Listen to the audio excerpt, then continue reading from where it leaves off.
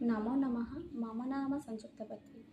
अहं केन्द्रीयसंस्कृतविश्वविद्यालयस्य श्रीसदाशिवपरिसरे शिक्षाशास्त्री प्रथमवर्षे पठामि। इदानीम् अहं संस्कृतस्य भाषावैज्ञानिकस्वरूपं ऐतिहासिकं सांस्कृतिकं च महत्त्वं च विषये किञ्चित् वदामि। मानवसभ्यतायाः प्रमुखेषु भाषायाः आविर्भावः प्रमुखतः अस्ति। संस्कृतवाङ्मये संस्कृतभाषायाः ज्ञानविस्तारः महान् अस्ति। संस्कृतभाषा वा अन्य कापि वैज्ञानिकभाषा नास्ति।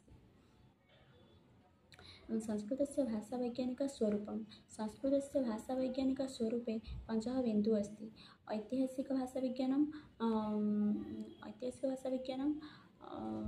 संरचनात्मकभाषाविज्ञानं प्रायोगिकभाषाविज्ञानं तुलनात्मकभाषाविज्ञानं वर्णनात्मकभाषाविज्ञानम्। ऐतिहासिकभाषाविज्ञानं भाषाविज्ञाने अस्मिन् भाषायाः विकासः अध्ययनं च करोति।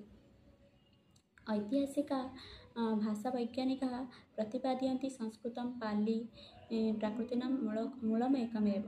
तत्परं संरचनात्मकभाषाविज्ञानं भाषायां प्रयुक्तानां तत्त्वानां सर्वेषां तत्त्वानां पारस्परिके विशिष्टसन्दर्भे अध्ययनं करोति।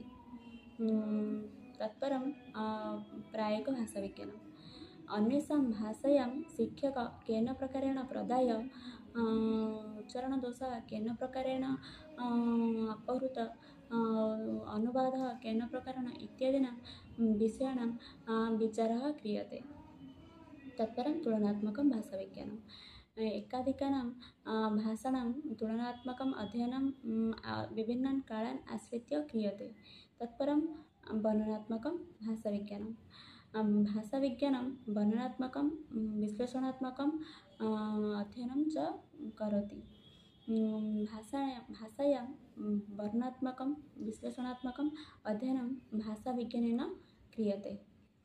तत्परं संस्कृतस्य ऐतिहासिकं महत्त्वं विषये किञ्चित् जानीमः। मानवसभ्यतायाः संस्कृतस्य विकासे भाषायां महत्त्वपूर्णं स्थानम् अस्ति। जनस्य सामाजिक मानसिक बौद्धिक राजनैतिक संस्कृतिश्च विकासे संस्कृतभाषायाः समृद्धिः आनयति।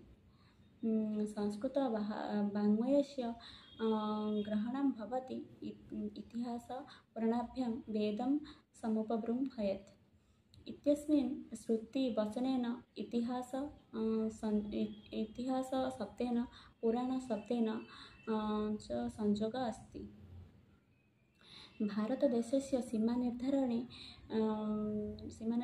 विष्णुपुराणे उक्तं उत्तरं यत् समुद्रस्य हिमाद्रिश्चैव दक्षिणं वर्षं तत् भारतं नाम भारतीयत्र सन्तति। गुप्तवंशीय नृपाणां धातुमुद्रासु तेषां कीर्तिलेख संस्कृतभाषायाः प्राप्यते। रघुवंशं हर्षचरितं विक्रमाङ्कचरितं कुमारपालचरितं नवसहस्राङ्कचरितं राजतरङ्गिणी इत्यादि ग्रन्थैः तत्कालिक इतिहासः ज्ञायते। प्राचीनकालेषु शिलालेखनेषु संस्कृतस्य प्राचीनत्वं राजकीयत्वं व्यवहारित्वं च प्रामाणिकं भवति। तत्परं संस्कृतस्य सांस्कृतिकं महत्त्वं विषये जानीमः। भारतस्य प्रतिष्ठेवे संस्कृतं संस्कृतिस्तथा संस्कृतिमूलं संस्कृतं साहित्यं संस्कृतिवाहकं संस्कृतं भारतीयसंस्कृतेः च आत्मा अस्ति। बालकस्य जन्मात् आरभ्य क्रियमाणा जातकर्म नामकरणम् अन्नप्रसन्नानि षोडशसंस्कारः अनया एव भाषाः विद्यन्ते। पूजापाठ यज्ञादि क्रियाश्च एव भाषायाः प्रचलति। भारतीयसंस्कृतेः प्रमुखः अंशः वर्तते। पञ्चमहायज्ञ आश्रमः संस्कारः पुरुषार्थ वर्णव्यवस्था ऋणानि प्रमितानि। अस्माकं देशस्य विचारः वेशभूषः कार्याणि आचारः अस्माकं संस्कृतौ अन्तर्भवति। संस्कृतेन सह संस्कृतेः सम्बन्धः सह विच्छिन्नः भवति।